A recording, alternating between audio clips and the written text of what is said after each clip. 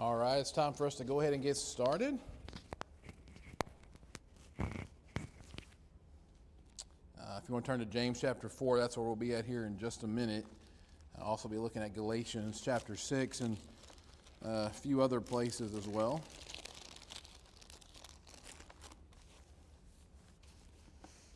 Before we get started, let's have a word of prayer. Father God, we thank you for this beautiful morning that you have given us to be able to come here, Father, to assemble and to be with each other, Father, as we study your word this morning.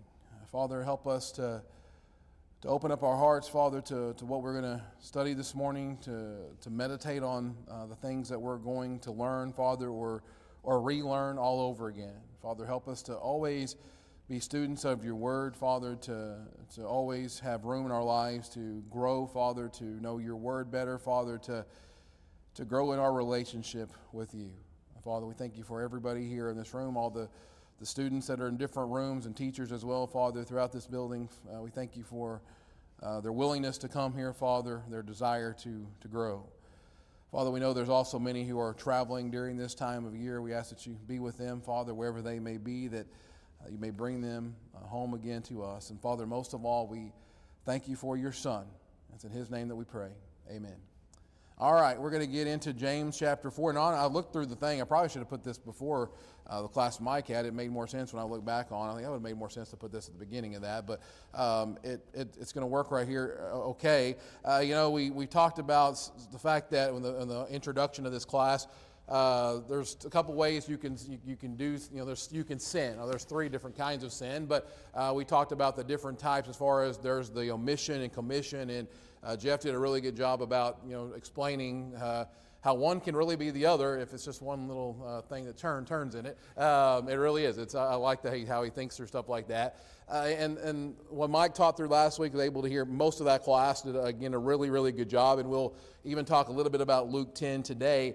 But sometimes sin is simply just refusing or neglecting good. And I think that might be harder for us at times, because if I asked us, any of us in here, what's the most easy thing to recognize when it comes to sin, whatever, it would be doing wrong. I mean, you can see that the most obviously. Instead of failing to do right, most of us respond that doing wrong is the most obvious in our lives, probably the most obvious in other people's lives as well. And we have to understand the Bible does talk about the fact that neglecting good is actual sin. Now, I want you to turn to James, and before we get into James 4, verse 17, I still do like to have the context of what's being talked about in James 4, because it does matter. It absolutely matters. It's not a random statement that's just dropped into a chapter. Of course, the principle, we take it out of that context at times, and it's still a true principle. But to know the actual context here, it's actually the conclusion that James gets to after exposing a whole bunch of spiritual failures. If you go to the beginning of the chapter in James chapter 4, it says there in verse number 1, "What is the source of quarrels and conflicts among you? Is not the source your pleasures that wage war in your members?" These Christians here, if you go through that, they were allowing themselves to, in their selfish desires, to control them, right? That they wanted their own way. They pushed for their own interests. They were thinking more about themselves than they were about God and others. And James confronts that. In verse 4, he says, "You adulteresses, do you not know that friendship with the world is hostility toward God? Therefore, whoever wishes to be a friend of the world makes himself an enemy of God." Instead of drawing close to God, which he's going to talk about here in this chapter in just a second, they were becoming comfortable with worldly ways and worldly priorities. And so in verses 7 through 10, he calls them to repentance. He says this, "Submit therefore to God, resist the devil, and he will flee from you. Draw near to God, and he will draw near to you. Cleanse your hands, you sinners, and purify your hearts, you double-minded. Be miserable and mourn and weep. Let your laughter be turned into mourning and your joy to gloom. Humble yourselves in the presence of the Lord, and he will exalt you." You can go through more of that too. There's definitely more happening there. But he talks about the idea there of submitting to God, resisting the devil, drawing near to God, cleansing their hands, purifying their hearts, humbling themselves. What he's doing here is he's describing the things that they should be doing, that they're not actually doing. These are responsibilities of theirs. These are commands that he has given. These are actions that God expects from them. And then he addresses how they were speaking against each other. In verse 11, he says, "Do not speak against one another, brethren. He who speaks against a brother or judges his brother speaks against the law and judges the law. But if you judge the law, you are not a doer of the law, but a judge of it." Do not speak against one another, brethren. These Christians, they knew how they were to be treating each other. They knew how they were to be talking to each other, and they weren't doing it. And then he turns to those making plans for the future in verses 13 through 15. He says, "Come now, you who say, today or tomorrow we will go to such and such a city and spend a year there and engage in business and make a profit. Yet you do not know what your life will be like tomorrow. You are just a vapor that appears for a little while and then vanishes away. Instead, you ought to say, if the Lord wills, we will live and also do this or that." Their problem wasn't busyness. Their problem wasn't even travel. It wasn't even making a profit. Their problem was living as though God was not a part of their life. They were making plans without considering the will of God. They knew they should depend on God. They knew they should make plans with God in mind, but they weren't doing that. They were failing to do what they should have been doing. And then verse 17. "Therefore, to one who knows the right thing to do and does not do it, to him it is sin." That word, therefore, it connects everything that he's talked about in this chapter. These Christians knew what God wanted. They knew they should submit to God. They knew they should humble themselves. They knew they should draw near to God. They knew they should stop this worldly compromise and the worldly desires. They knew they should acknowledge God in their plans. And he says, you're neglecting these responsibilities, and that is sin. He's calling them out right here. Now, I want you to notice something about this verse. When we're talking about this type of sin, especially, what you need to know, first of all, it says, "Therefore, to one who knows the right thing to do," right? So, knowledge has to be involved, right? And we're talking about this verse right here, and this type of sin, knowing matters. He said, knows the right thing. So, somebody knows, right? They know the right and wrong of this. It's not somebody who doesn't have the knowledge of this. It's somebody who knows. They understand God's will. They see the opportunity. They recognize the responsibility that they're supposed to have. They know what they're supposed to do, but they're just not doing it. They're choosing not to. And so the challenge here is not understanding God's will, as it can be at times for people. It's not that at all. When you're talking about this sin right here, the challenge is obeying God's will, right? They know here. They know the right thing to do, and they weren't doing it.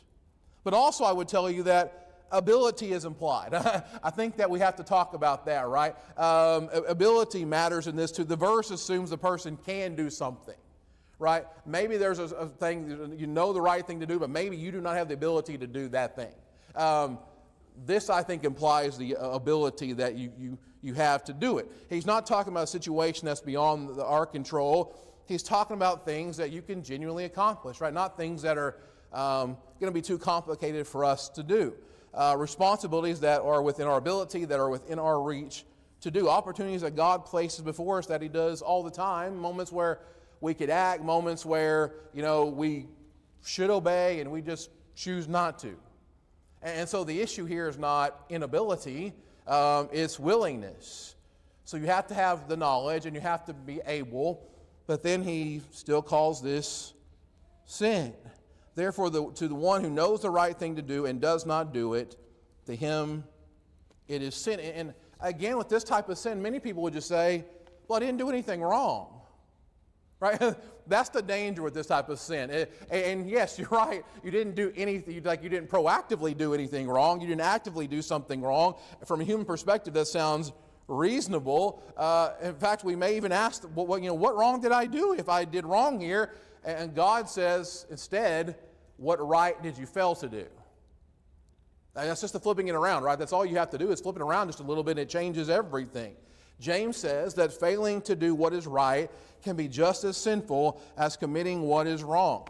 We think that heaven at times, God, evaluates our lives by the forbidden actions, but it's not just those, right? That's a big part of what this class is about. Heaven also evaluates whether we fulfill the responsibilities that God has placed before us.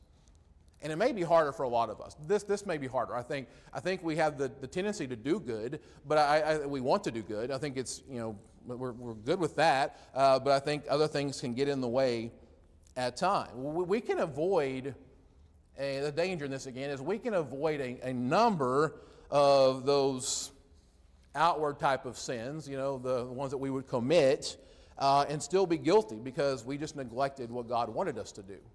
And we're going to go through some examples of biblical examples and some things that, maybe we failed to do that we should be doing, but the list could be really, really long. It can go in a lot of different directions. So what I want to do next is I want to talk about the fact that the Bible often condemns neglected good. And a lot of different scriptures we can turn to. I want you to turn to Luke 16 for just a second. Luke 16. You guys are going to know all these accounts. The Bible's folding over there. Luke 16. We're not going to read through every verse of these sections, but I would definitely want to look at them. Luke 16, the rich man and Lazarus, right? Some people believe it's an actual parable. Some people believe it's an actual story. Regardless, it's not really relevant to what we're talking about today. It's going to be the same thing either way. I would say it's a real thing because of names, but either way. Verse 19 is where it starts out. I want you to notice this. It says, "Now there was a rich man, and he habitually dressed in purple and fine linen." By the way, nothing wrong with that. There's no sin in there. Joyously living in splendor every day.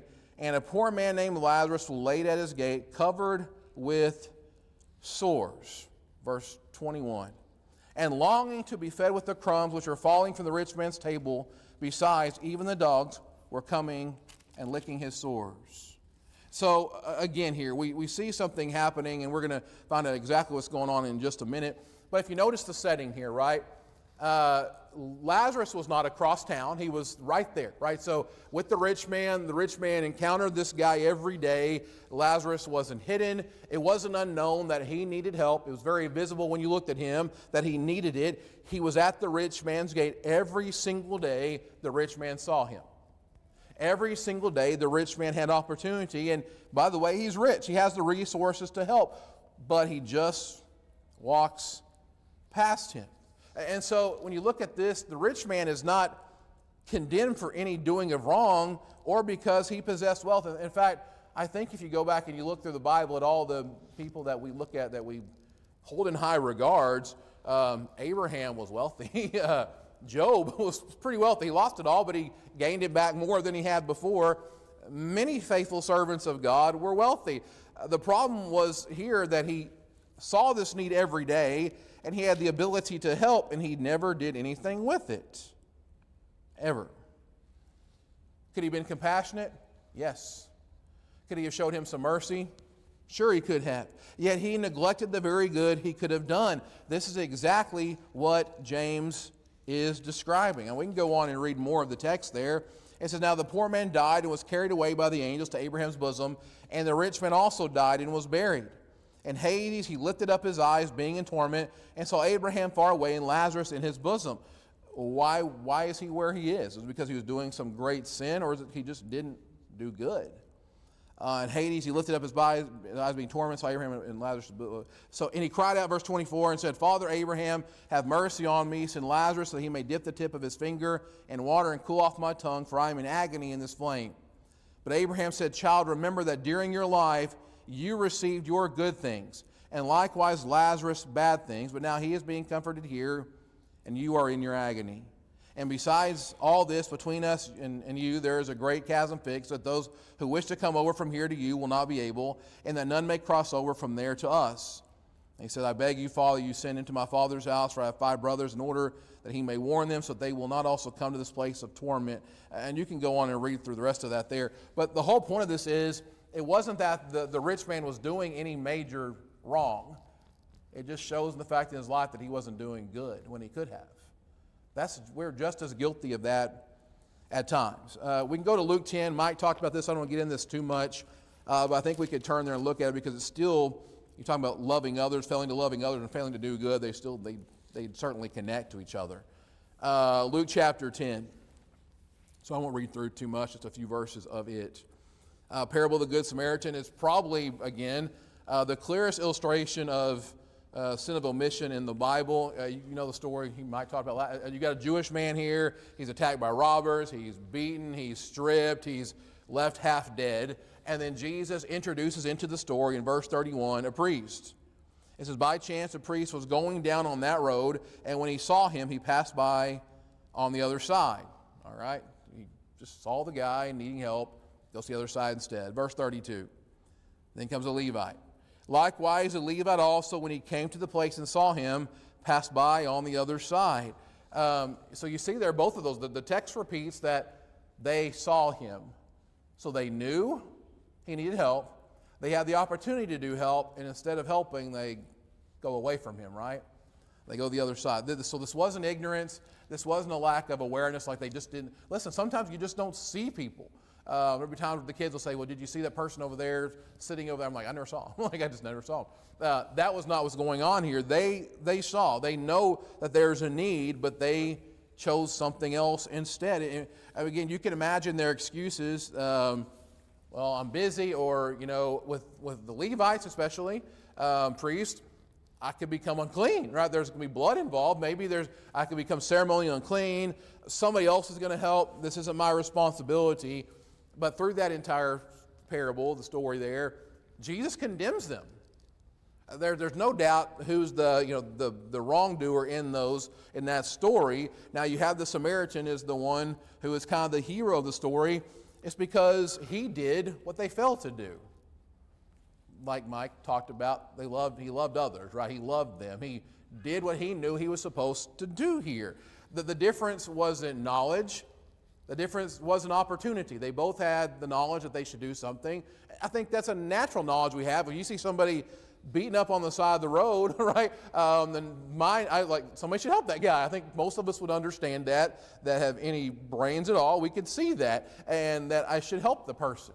Now you might think in today's context, what could be happening, right? I remember my friends and I would go during March Madness. We would drive wherever OU played, and we drove to Tucson. We were driving to watch OU play, and we were get to Albuquerque, and we turned south at Albuquerque. And when you go south of Albuquerque, going south at night, we drove at night. There's literally nothing in the middle of nowhere. This is 1998 or 7, I don't know, a long time ago. And so cell phones weren't really a thing then. We saw a car pulled over on the side of the road in the middle of nowhere. And luckily, because I would have thought, hey, let's just stop and help them. I was naive. But one of the older brothers said, hey, well, listen, we'll roll our windows down and talk to them, see if there's anything really medically wrong right away, and then we'll go find a payphone somewhere, which is what we did. There's some wisdom about that, right? But I think very obviously right here, that was not a problem, right? This was an opportunity to where they knew you should do something. The difference between them, again, they both knew they should do something. They both had the opportunity. One chose to do it and the other two did not. Right? That's the point of this. One acted and the others did not. And I think maybe we missed that. Maybe the greatest difference between faithfulness and unfaithfulness is just acting when God places an opportunity to do good before us at times. It's not in just not doing bad. Now, again, unfortunately, many people can be like the priest and the Levite, right? We can see a need. We can see struggle. We can recognize that somebody needs to be encouraged or somebody is hurting, and we keep walking. And it's not because we're evil people. It's because we simply choose to walk by on the other side. We just got something else to do, or we forget, right? They put them out of our mind or something like that. Turn back to the book of Jonah. I want you to look at something there. It's a different one, a different way to go about this. I want to look at some Old Testament things. I think the ones we just talked about were pretty clear, pretty obvious sins that would fit in here. But when you're talking about failing to do good or neglecting good, simply anything God tells you to do. And Jonah, you guys again know these stories very well. The narrative is very obvious here. In the book of Jonah, chapter 1 and verse 2, you guys know who Jonah is. Jonah, you got to understand the backstory. You have to understand that Jonah was already a prophet before this, by the way. So be aware of that. Jonah was already a prophet. This wasn't the first time he was going to start prophesying. He knew things. And he knew that, by the way, the Ninevite people that he was going to have to go to, that God asked him to go to, were people that were a thorn in God's people's side. And they were not good. In fact, I fully believe he thinks that maybe they're ones that take us down at a time. Maybe that's going to happen. And so he doesn't want to go there. But, it says there in verse 2, arise, go to Nineveh, the great city, and cry against it. Again, there's no confusion. There's no lack of instruction. The knowledge is there. The opportunity is obviously there. Jonah knew exactly what God wanted him to do. The problem wasn't understanding. It was willingness. He didn't want to. Instead of going east toward Nineveh, he goes west toward Tarshish. And again, the reason is he knew who God was, and he knew that God is a merciful God. And he explains that to God. He's like, I knew this would happen. I knew that it's possible that they could repent. And so he didn't want to do this, right? He knew that they might repent and receive mercy from God. And so he did not want that for them. And in chapter 4, he essentially admits to that. He knew God was compassionate. He knew God was one that would forgive them. And Jonah didn't like that. And so he refused here. Think about that. I don't know how many people were in that city, but it says Nineveh was a great city. It took you a lot of time to even walk across the city. It was so big. So you had at least probably thousands of souls in danger, right, in this time. And so God sends him a prophet. This is a good thing to do. If God gives you a message to do and it's from God, it is a good thing. Everything that comes from God is going to be good. And so God sent a prophet. The prophet knew what God wanted, but he didn't want to go. That is the very definition of neglecting good. That's what God wanted him to do here. And so refusing to do it. Sometimes neglecting to do good, with him especially, the root of it is selfishness, isn't it? It can be. I think with him, that's exactly what it was. Now, we don't even know the end of him, but there's selfishness involved here. He knew what could possibly happen, very clearly knew what he was told to do, very clearly went the opposite direction, and he tells us the reason why. I just know these people might receive mercy, and I don't want that. So it's not failing because we don't know, it's because we just don't want to do it. But what about Eli? You guys know the story of Eli in 1 Samuel. Turn to 1 Samuel for a second. And I think this becomes especially relevant for anybody in a leadership role of any kind, whether it's a parent, an elder, a preacher, teacher, leader, whatever it is. This would fall under the same topic. Eli's sons, when you go through and read about all this here, they were the corrupt of the corrupt. They were a corrupt priest, and they abused worship. They exploited people. They treated the sacrifice of God with contempt. In verse 2 of chapter 2 of verse 22, it says, now Eli was very old, and he heard all that his sons were doing to all Israel. So knowledge, right? He knows what's going on here, and how they lay with the women who. This wasn't hidden. He heard the reports. He saw the evidence. In fact, if you read on, he even rebuked them. But he doesn't really act, does he? In 1 Samuel chapter 3 and verse 13, go over just a chapter, it says this. This is God's assessment. It says, for I have told him that I'm about to judge his house forever for the iniquity which he knew, because his sons brought a curse on themselves, and he did not rebuke them. Even though he kind of did, he just didn't do anything with it, right? Think about that. The text doesn't say Eli did anything wrong as far as participating in their sin. He didn't commit any great sin here. The sons were doing that. It just says he knew and he wouldn't act. So that tells me there are times, again, when knowing creates responsibility. And that could, again, be in a parental role. It could be in a eldership role. It could be in a lot of different things here. Leadership carries responsibilities that just can't be ignored. Sometimes silence on something, it can become a sin. Sometimes failure to intervene becomes sin. That's what a mission is, right? So a mission can become guilt. And again, I think it can apply to a lot of people. It can apply to parents and to teachers and to elders and to preachers, and anybody entrusted with any kind of influence really would fit under this. God does not merely hold us accountable for what we do. He holds us accountable for what we should have done with the responsibilities that he entrusted to us. Turn to Matthew chapter 25 now. Matthew chapter 25.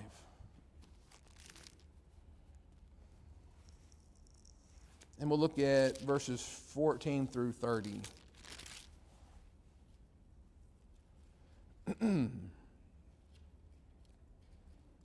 I'll start in verse 14.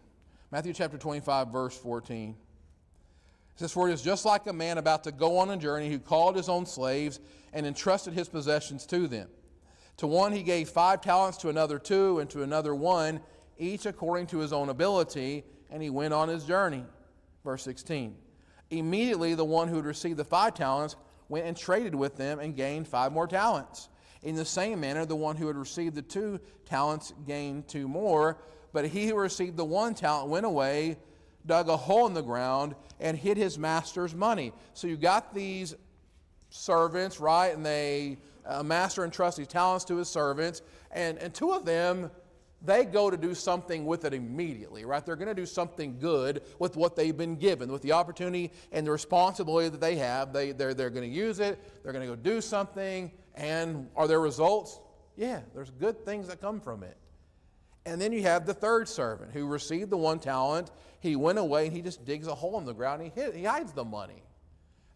This is, again, it's fascinating to me what he did not do. He doesn't steal the money, right? He doesn't lose the money here. He doesn't waste the money.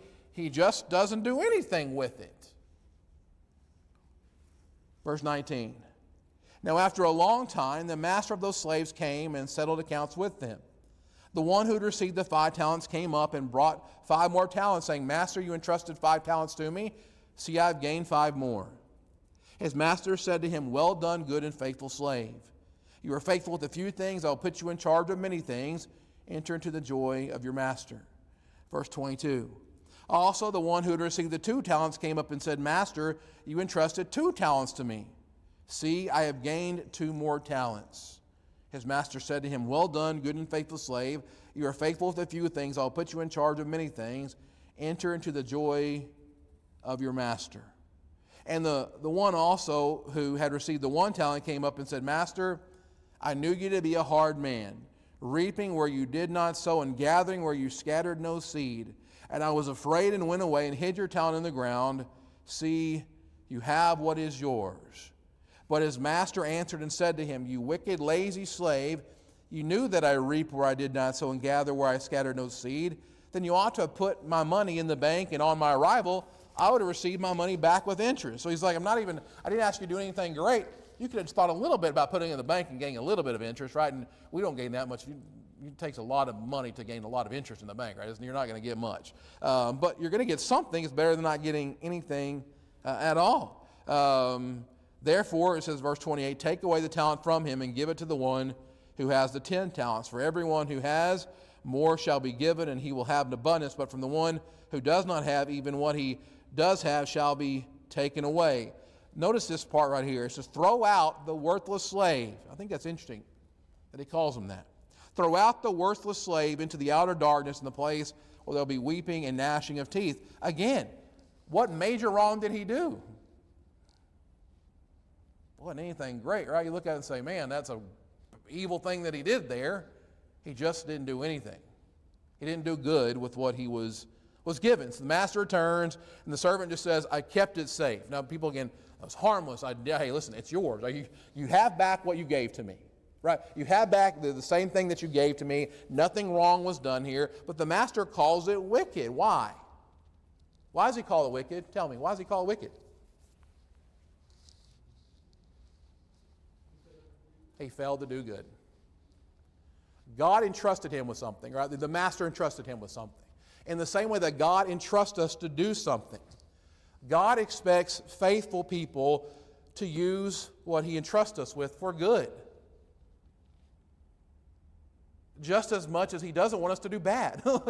It's the similar, it's like we try to separate the two, but equally they're sin. And to me, a person who has been changed by Christ, it shows up in those ways, right? It shows up in the ways that you don't do bad, but in the ways that you do good now. It should show up in both of those parts of your life. The master calls it wicked because he was just inactive. He just did not do what he should have done or expected to do by the master. And again, I think maybe one of the most frightening lessons for Christians is that sometimes the judgment here is just not about the really bad things that we did. It's about the good things that we never did. That's kind of scary, isn't it? It's kind of humbling, at least, to think about the opportunities that we buried, the talents that we buried, the service that we buried, the influence that we buried, the kingdom work that we buried. Now, if you go through all those examples, you're going to notice a common thread. The rich man, he saw a need and he ignored it. The priest and the Levite, they saw a wounded man and they passed by. Jonah knew God's command and he refused it. He eventually was kind of forced into it. Eli knew what he needed to do, and he failed to act. And here in this last one, the one talent servant was entrusted with responsibility, and he buried it. They're different stories, far different centuries, different places, different time, different circumstances, but it's the same principle. They knew. They knew what they should have done. They had opportunity to do. They had responsibility. Don't forget that. That is a responsibility. And they failed to act. That's what James 4 is about. Therefore, to one who knows the right thing to do and does not do it, to him it is sin. Any comments as we turn? We can turn to Galatians 6 now. Any comments?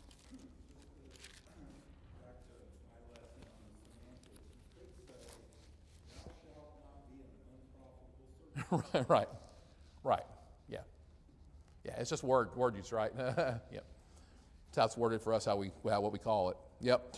Galatians chapter 6, verses 9 and 10. I think is another very helpful one to this class. Galatians 6, 9 and 10. We'll read it first, and we'll kind of talk about what's going on there as well. It says, "Let us not lose heart in doing good, for in due time we will reap if we do not grow weary. So then, while we have opportunity," I love that part about it. "So then, while we have opportunity, let us do good to all people, and especially to those who are of the household of faith." So again, to understand the context here, slightly, I don't want to get into it too deep. Paul has been emphasizing life in the Spirit rather than life in the flesh, right? You go back to chapter 5 especially, and you can go through all that stuff, the deeds of the flesh, immorality, idolatry, all those things are jealousy, envying, and then you have the fruit of the Spirit, right? And so he contrasts those two in chapter 5, and then chapter 6 begins with practical applications of that, right? Verse 1 says, "Even if anyone is caught in any trespass, you who are spiritual, restore such a one in a spirit of gentleness, each one looking to yourself, so that you too will not be tempted." So the very first part of that applied. Verse 1, restore those overtaken in sin. Verse 2, bear one another's burden and thereby fulfill the law of Christ. So bear one another's burden. Then you get down to verse 6. It says the one who is taught the word is to share all good things with the one who teaches him. So you share with those who teach. And then it gets down to verses 9 and 10. And again, the emphasis here isn't about avoiding sinful behavior really in the way it's worded, but it's about the fact that Christianity actively engages in helping and restoring and encouraging and carrying burdens and serving others. Doing good, by the way, in verse 9 tells us there that it requires deliberate effort. Let us not grow weary. Let us not lose heart in doing good. I think that phrase is pretty interesting because doing good can be difficult. There's a lot of good that's not hard to do, but there's a lot of good that can be. Doing good sounds easy in theory, right? But it's sometimes harder in practice. Helping people takes time. It does. Serving people takes energy. Encouraging people, it takes effort. Teaching people takes patience. I mean, you can go through the list of anything. If you're going to restore people, it's going to take all of those things and emotional investment on top of that, right? It's going to take a lot of work. Doing good can be exhausting. It absolutely can. Again, go back to Luke 10. Imagine the Samaritan. Did that cost him some things? Well, it interrupted his journey. Certainly, it took his time, his money. He was inconvenienced by it for sure. I mean, it just took him away from whatever he was doing. Doing good cost him, right? It did, in several different ways. He didn't complain about it, but the fact of the matter is it does. Doing good costs stuff. It does. It takes all those things. And that's true today. Doing good costs something. Doing nothing is easier. It is.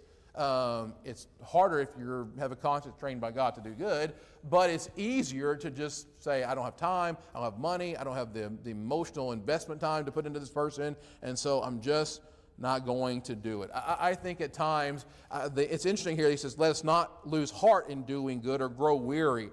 Why do you think that we do that? Why do you think he has to say, do not lose heart, do not grow weary in doing good?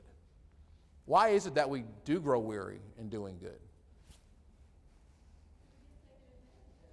That's one of them. Yeah, that's a big one, right? For sure. The people who have the softest hearts are the people who get taken advantage of the most, unfortunately. And that's sad, because we should have hearts like that. We should have hearts like that. That one is one of them. Yeah. Yeah. Yeah.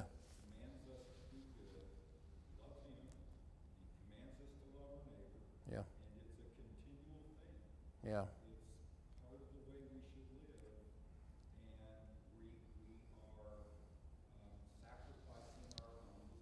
And that I think is the problem here, right? So like when you think about growing weary or losing heart, I wrote down just a few things, and things I know have affected me over the years, and these aren't all good. These aren't all good.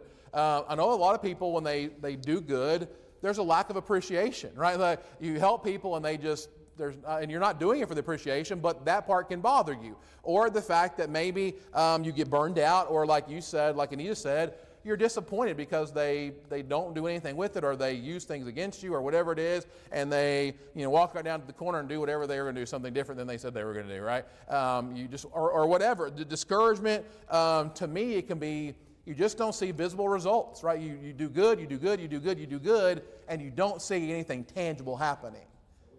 Yeah. Yeah. And that's the way it is. If you base doing good off of the results that you get from doing good, you're not going to do good. You won't want to do good, because it's just not going to come a lot. It just doesn't. There's a lot more need than what we can take care of. That's absolutely true too. Yeah, that's a big part of it too. You can get overwhelmed. You can say, "Well, I'm only," and that's true. Listen, we're all only one person, which is why it's so incredibly important that we all understand our own responsibility. I can't help 50 people, but each one of us can help somebody.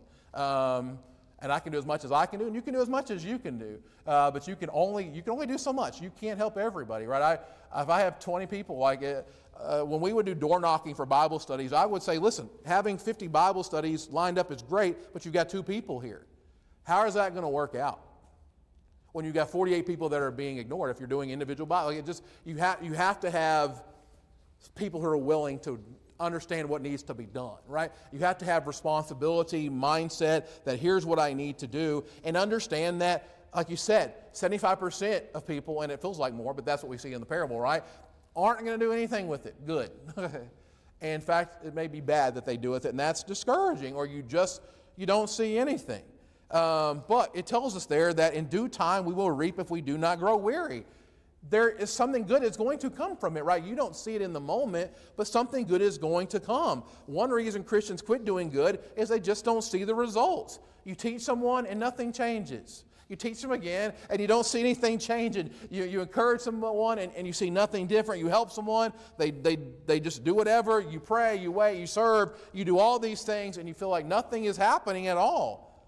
But he's saying you are planting seeds, right? Good is going to come from this. Paul says you don't stop this, because here's the most important part about this. God sees that you're doing good. He sees that you're being responsible with what He's asked you to be responsible with. He sees you taking advantage, you have the knowledge, you have the opportunity, and you're doing good. How they respond is on them. You doing good is on you. So he says, don't stop. God sees, God remembers. He rewards faithfulness. Again, Noah, Noah of all people, preached for a long time. Preacher of righteousness, right? He was. He told people what was going to happen. He preached for years. Jeremiah, again, same thing. Very little visible response.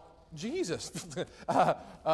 Everybody rejected him. Most people rejected, not everybody, but most people rejected him. His own people rejected him, and he was perfect. There was nothing wrong with him. And so many lose heart. Again, picture what did Jesus would have said? Oh, it does no good anyway. I'm not doing any good here. And that person, you know what he did? He saw, he could see everything, though. He could see that he was doing no good. He's like, I'm going to move on, right? I could see that in his own city. I was like, I'm not doing any miracles here. It's not going to do any good, so I'm going to move on. We don't have that knowledge, and so we do what we can with what we have and our opportunities, and we move on. And so maybe we lose heart in doing good because we just focus on the harvest too much. But guess what? For us, God says, you focus on the sowing. The harvest will take care of itself. That's what God will do with that. And so our responsibility is not controlling outcomes, it's remaining faithful. And then in verse 10, he says, so then, while we have opportunity, don't miss that. While we have opportunity.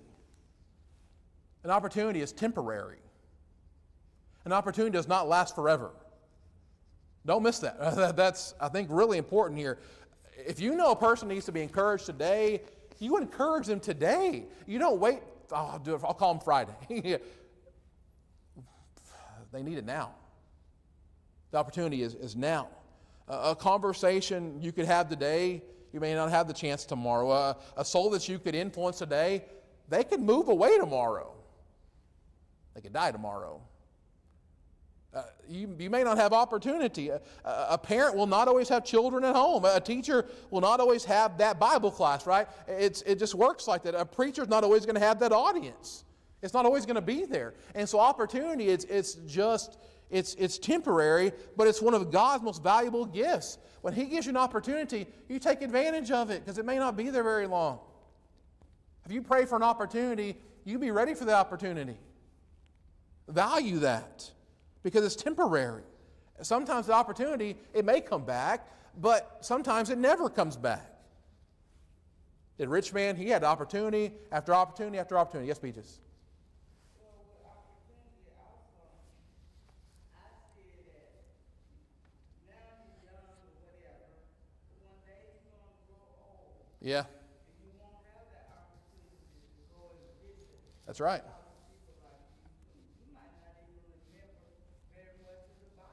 Yeah, it's true. Yep, that's right. That's right. But I mean, again, think about the rich man. He had opportunities, right? Every day he had opportunity. But eventually, did the opportunity stop? Mm-hmm. It did. Lazarus died. He died, right? So it was over. Did the priest and Levite have an opportunity? They sure did. They sure did. And they walked right by it. The one talent servant, did he have opportunity? Yes. Look at verse 10.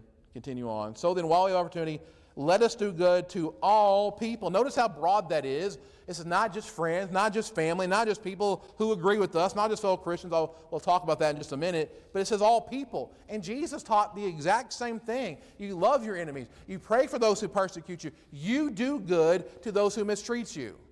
That's what fit in everybody who likes you and doesn't like you, who loves you and doesn't love you. But there is a special responsibility towards fellow Christians. In verse 10. Especially, so read the verse again. So then, while we have opportunity, let us do good to all people, and especially doing good to those who are of the household of faith. So he's not limiting our doing good, the goodness to just those outside. But it's not to anybody, but it's especially to those that you are your spiritual family, right? Your Christian family. He's prioritizing them. He's prioritizing them.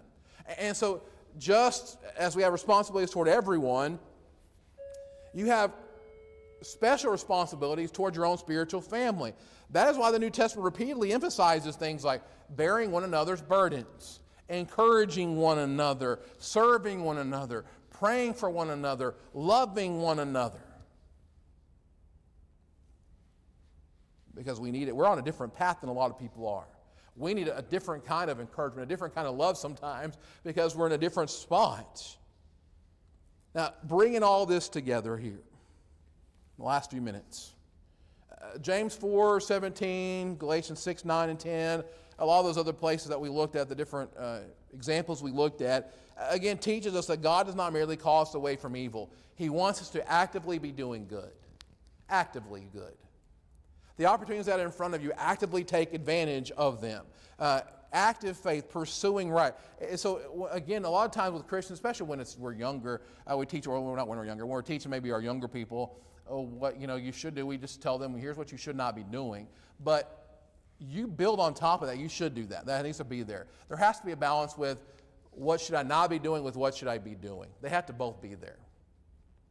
It's not just no, it's also go, right? There's other things you need to be doing. What good can I do while God has given me the opportunity? And again, the reason is because opportunities are temporary. And opportunities are chances for us to engage a soul or connect a soul with the one that can save them. And God actively expects His people to be engaged in doing good. Now, just kind of maybe a few things, again, where we can fail to do good today in the last few minutes, or you might just write some of these verses down. Hebrews chapter 3 and verse 13. Maybe, again, we fail to encourage others. Hebrews chapter 3 and verse 13 says, but encourage one another day after day as long as it is still called today. There's a lot of people that you know that probably need your encouragement. Reach out to them. It may just be a conversation with them. They may just need to talk to somebody. It may not even be like vocal encouragement as much as, how have you been doing? Well, let's just talk. That's all it is. Some people just need to have somebody present with them. And instead, that phone call is never made, or the text is never sent, or the card is never sent, or whatever it is, or the conversation never happens. Someone who is hurting, discouraged, or maybe even they're drifting spiritually, they get left alone because maybe we just assume somebody else will help them. And again, maybe that be the growing weary, right? We're losing heart. It may be a part of that. Matthew 28, 19 through 20, talking about the failing to teach others there. That could certainly be a part of it. Go therefore and make disciples of all nations. Many Christians know people who need the gospel, but continually they postpone any spiritual conversations. It's not even just that. Again, maybe you have a harder time explaining it, but you have the ability and knowledge of pointing them toward people who can help them. That would, I think, fall under that as well. 1 John 3 and verse 17, which the verse has been covered, will be, and if it has not. But whoever has the world's goods and sees his brother in need and closes his heart against them, that again is a failure to help those in need. You should never really, unless you just know somebody's actively taking advantage of you and you have the ability, you should help people that need help. But you need to find an opportunity to teach them in some way. But you need to help people. That's you don't have a heart to help people, you're going to have a hard time. How do I know that you care about me if you're not going to help me with something little? If you're just going to say, well, yeah, I would help you with that, but here's the gospel instead. Listen, the mindset of what people they see Christians as can be like salesmen, right? It can be.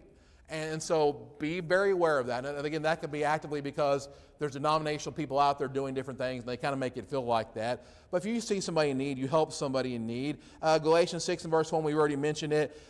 Maybe failing to restore those who wander, but it tells us we need to do that. Matthew 25, we already talked about. Deuteronomy chapter 6 is an Old Testament thing. It's an Old Covenant thing. But failing to lead our families spiritually, I think, is another one we could put under here. As a Christian, you should know that's what you should be actively engaging your family in, right? You should be doing that. You shall teach them diligently to your sons. The parents often intend to have those spiritual conversations. We plan to have family Bible studies or moments of prayer, but things get in the way. Ephesians 4 and verse 32, failing to forgive and to pursue any reconciliation. Ephesians 4:32 says, be kind to one another, tender-hearted, forgiving each other. Again, sometimes Christians know what needs to be done to repair a relationship. They do. But it's hard, and it's difficult, and it's going to take time and emotional investment and energy, and apology needs to be made, grace needs to be extended in the situation, yet pride or whatever it is keeps us from acting. The failure to pursue peace can become a sin. So just to close with, God is concerned with the good that we are actively